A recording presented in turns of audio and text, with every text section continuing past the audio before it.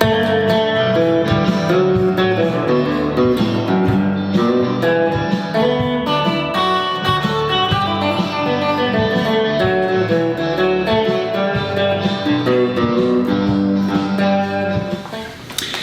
there guys, it's Jack, and welcome to a new lesson and a whole brand new module. So I'm really excited to get going with this one, the Soloist game plan module, because it's really going to open up some doors for you to start doing some more advanced playing ideas, right? And so we're going to work on two things. We're going to work on looking at a chord jam and just understanding what's going on in the chord jam and what our various choices might be playing over it before we even get started. And then the second half, of course, we're going to then take those ideas and map them out on the fretboard. So it's going to be awesome. And we're going to start relatively simply with just a simple 2-chord jam. So the very first chapter in your module, we start on page 3 with this G country jam. And just even looking at it, it's just G to D7, back to G to D7, second phrase G to D7, but then we just hang out on the G. So a super simple chord jam, right? Just two basic chords, a G chord and a D7. And if we take our knowledge that we gained in our theory module and our kind of blues theory module, we would look at this and we'd say, okay, we always want to think like basic theory first, and then if something doesn't kind of mesh, we kind of use our knowledge of like blues and rock to see where those tweaks might be coming from. But in this particular example, there aren't really any tweaks. You know, we play an awful lot of G, right? We start on G, we end on G, so that might lend us to think that we're in the key of G. If we're in the key of G, of course a G chord matches, right? When we go to a D7, okay, well what number chord is that? In the key of G, G, A, B, C, D, we'd say that's the 5 chord. Well, 5 chords are supposed to be dominant 7 like we have here. So that totally lines up with the key of G. Key signature for the key of G, by the way, F sharp. So G, A, B, C, D, E, F sharp, G. So absolutely everything in this jam belongs to the key of G major. So one choice that you might make to solo over a kind of a chord progression like this would be the full G major scale. Okay? But that wouldn't be a lot of people's first choice, and it wouldn't be my first choice. And the reason, there's 2 reasons for it. One, it's kind of stylistic, because if we have this kind of country jam,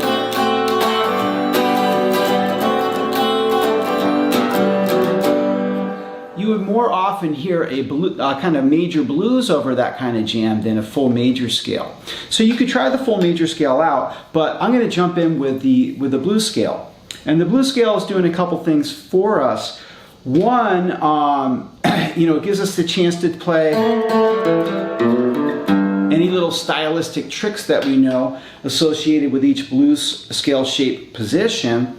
And the other thing is, it really kind of makes our soloing easier, because it may sound odd, but when you play that full major scale, there's a lot of note choices in there, and you almost need more talent to handle that full major scale properly, because, you know, it's like you might want to highlight certain notes over certain chords, and if you're not really aware of the notes in the chords and what notes are what in the scale shape, that can actually be hard to do. The blues scale has kind of, in a way, less choices, so it almost guarantees that you can't really make a bad choice. Okay? So that would be step 1 for my analysis of like, hey, if we see this jam, it's so far pretty normal, right? You probably would do this on your own. Okay, I'm going to play a G major blues. So let's check out the scale, and then we'll run through that first game plan before we go into our more advanced options. So it's always worthwhile to review shapes and note names. Almost certainly you know the shape already. It's just, let's check it out here. We could do it anywhere, but let's check it out down here first, rooted on the G itself. So that means we're going to be playing our major blues 1 shape, which I know you know, but just for quick review here, the position would be what? 2-4, 1-4, 1-4, 1-3, 2-4, 2-4, 4-2, 4-2, 3-1, 4-1, 4-1, 4-2.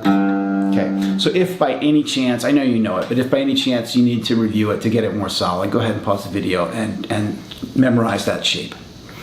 Okay, the next step that most people skip, but we're going to need it when we move on to our next level of complexity in our playing, is knowing the note names, right? So I'm going to be a stickler as always and make you say the note names in that G scale. So G major pent is G, A, B, D, E, and that's the 1, 2, 3, 5, 6 of the key of G. So here we go. Let's just go slow and say the note names. So we've got our G, A, B, D, E, G, A, B, D, E, G, A, G, E, D, E, A, G, E, D, B, A, G. Okay, so go ahead and pause the video and cruise through a couple times, saying the note names until it gets easy to go G, A, B, D, E, G, A, B, D, E, G, A, G, E, D, B, A, G, E, D, B, A, G. Okay, and of course we have our blues note, which is the main blues note is the B flat, which we have here, which you can use as a neighbor, passing note, right? Okay, or up here, you can do it as a bend, or a little slide, or you got it here, you can do it as a slide. So of course, once you start soloing, you're going to want to probably work in that blues note, which doesn't fight the overall key of G, it just gives us a little flavor. Okay, so, one last thing. Before we play with the backing track, make sure that you've played the chord progression. We've already looked at the chord progression, and we know that you understand it. It's just a 1 chord and a 5 chord in the key of G. There's nothing fancy going on as far as the chord progression goes. However, you want to make sure you always play a chord jam before you solo over it, so that you have it in your ear.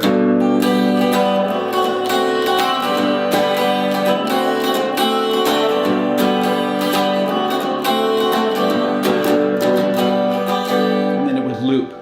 We want that sound in our ear before we start soloing, because it's going to affect what notes you choose. You know, even if it's not super conscious yet, like I'm using this note over this scale, your ear is going to guide you in a certain way, and having the sound of the chord progression in your head, of course, it's going to help guide your ear in the right direction. Okay, so we've done enough prep work that we can jump in with our first game plan, which is to just, hey, let's just play the G blues over the backing track. So let's check that out and see what it sounds like.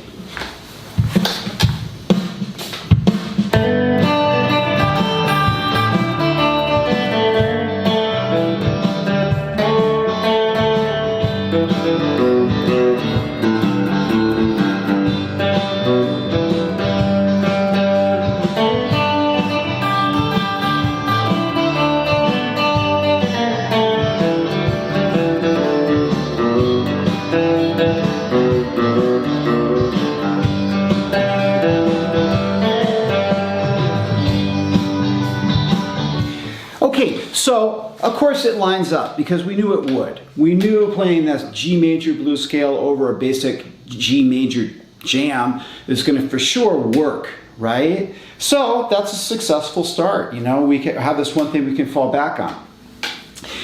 If we were just going to stick to this one jam, it might be worthwhile even just branching out, playing your G scale in all the different positions. You know, map out that G major blues all over the neck, right? So if you wanted to do a little extra credit work, you could certainly do that. And so while a lot of good players would maybe choose sometimes to only play the one scale, it's certainly not your only option, and I would argue it's probably not the best option. So now that gets us into this second option, which I kind of think is the heart of this module in a way, which is shifting pentatonics. Okay, so I want to explain it a little bit, then we'll dig in and work on it together. So we already know that the G major pent works over the whole jam because the whole jam is in G, right? We've taken out a couple notes, right? We've taken out the F sharp and the C from the full G scale to play that G pent. That F sharp's kind of an important note though. It's the leading tone of the scale. It's also the third of of our D7 chord, right? So it might be nice to get that note back in there somehow. And one of the ways that we can do that is if we shift from a G pent to a D major pent when we're playing over the D chord, we're going to see that we're changing our scale, but that doesn't mean we've changed keys. It's not quite the same thing. And what it does do when we do that, it allows us to mix our notes up a little bit, play a scale that's super lined up with the current chord, and it forces us to know where we are, and the listener can hear that we know where we are, which can only make us a better player. So let's see why it doesn't fight the overall key. We know the overall key of G major is just F sharp. When we play a D pent, okay, we usually think about that coming from like the full major scale. Like a full D major scale would have F sharp and C sharp, right? But don't forget, we get rid of the 4 and the 7. So in the case of D, that would be the G and the C sharp. So that C sharp's not going to be a problem. So what we're left with on a D pent is D, E, F sharp, A, B. The 1, 2, 3, 5, 6 of D. Well, D, E, F sharp, A, B, all of those notes still belong to the key of G major. So we're not conflicting with the overall key that we're in. But we're playing a lot of notes. Hey, we got a D and an F sharp and an A, right? Hey, those notes are all in the D chord. That's the root, third, and fifth of the D chord. So, 3 out of our 5 notes in the pent scale, they belong to the chord we're currently playing over. And we're highlighting that important third in the D chord, all right, which is the leading tone of the key. And we're mixing up our notes and, all that stuff. So it's a really cool sound. And it's a little bit more advanced, and most people don't do it because they just, it's a little bit harder than they think it's harder than it is actually, but it's just a little bit out of their comfort, right? So they tend to avoid it and just do that one pent. But we want to play a little bit more advanced, and this shifting pents is going to really open up our playing. So let's take a look at the D pent in the same position that we started in, which is roughly the 2-3 position here, right? So in this position, F sharp's our lowest note, so we'd say, oh, we're going to play the major pent 3 shape because F sharp is the 3 of D. That shape would be 1-4, 1-4, 1-3, 1-3, 2-4, 1-4, 4-1, 4-2, 3-1, 3-1, 4-1, 4-1, and then I like to go back up to the main note. In this case, the main note is a D. Okay, so go ahead and pause the video, and of course there's diagrams in the next page that have these scales mapped out for you as well. But go ahead and pause the video and make sure you're very comfortable with that major pent 3 shape in this position. All right, as always, we're going to want to add the note names to our scale work. And you're going to see one of the reasons why this is very important in just a second. So the notes, as we said, are D, E, F sharp, A, B. Now that you're comfortable with the shape, let's jump in on the D. We'll go up, down, around, and back to the D. Okay, here we go, saying the note names. So we have D, E, F sharp, A, B. D, E, F sharp, A, F sharp, E, D, E, A, F sharp, E, D, B, A, F sharp, A, B, D. All right, so pause the video, go nice and slow, and make sure you can say D, E, F, A, B, D, E, F, A, F, E, D, B, A, F, E, D, B, A, F, A, B, D, very comfortably. Okay, so before we mix those two together, you may have noticed, either in theory or looking at the page or looking at the neck, there's only one note difference between these two pents, right? They share a lot of notes. They share the A, the B, the D, the E, The only note that's different is the G is in the G pent but not in the D pent, and the F sharp is the one that we switch the G2 to get to the D pent. So the only note that's different between those two shapes is the G and the F sharp. So it's really worthwhile mapping out where those little shifts happen so that you'll see them coming ahead of time in your playing. In fact, since half steps have a lot of pull and power to them, it's really nice to highlight them when you do change your scales. So for example, if you were cruising through with a G pent and switching to a D pent, you don't have to always do this, but it sounds nice.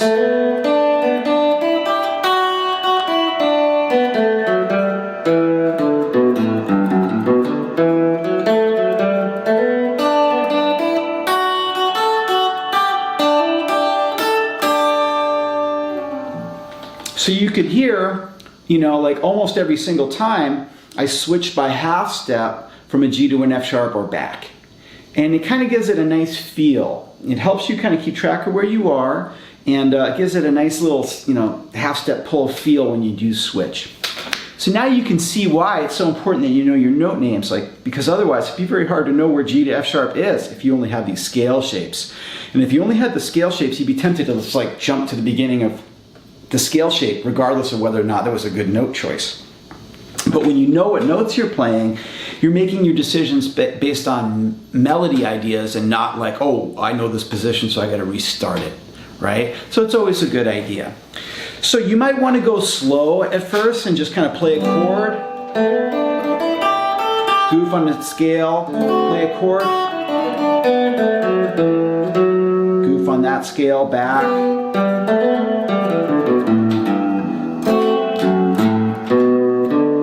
You feel like, hey, you got it pretty comfy, and then we'll check it out with the backing track.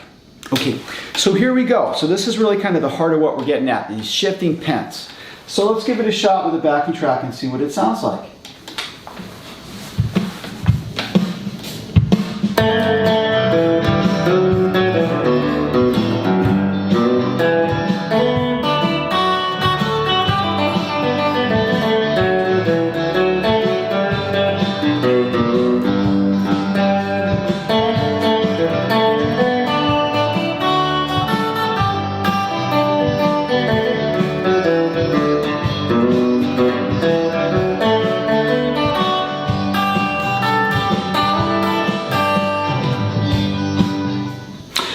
So hopefully you can hear how, you know, switching scales like that lines up really nicely with the chords. We get to pull out these certain notes like that F sharp. That's really cool.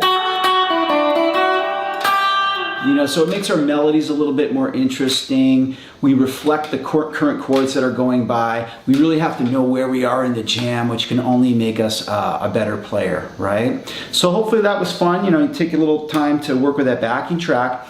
And then I'm not going to map out all the scale choices for you, but you're going to see how on the next page you can go through all. I've written out the changes for all 5 blues scale shapes, right? So you can go to the next position and do the same thing. You know, switch between your G major and your D major pent here or here. That kind of thing, or wherever you are on the neck. And then, you know, for extra credit, if you really wanted to, you could try to branch out and, you know, move through a couple different positions of G major pent, a couple different positions of D major pent. But that's kind of going above and beyond. Really what we want to kind of focus on for this first chapter is, you know, just getting the idea, okay, shifting pents is one awesome technique that lets us mix up our scales. And, you know, if you only learn it in the one position for this chapter, great. If you learn it in all the extra positions, awesome. And then, you know, you'd be a real super go-getter to try to mix a couple different positions of each scale up, you know. So anyways, I hope this has been fun for you. And we're just going to keep going. We're going to go through all kinds of different chord progressions, make sure we can understand them. They're not all going to be this basic as far as the chords themselves go. And we'll just see what our scale choices are and work through them. And we'll just kind of open up our ears a little bit to different possibilities. So hopefully this was fun for you, and I look forward to seeing you in the next chapter. Thanks.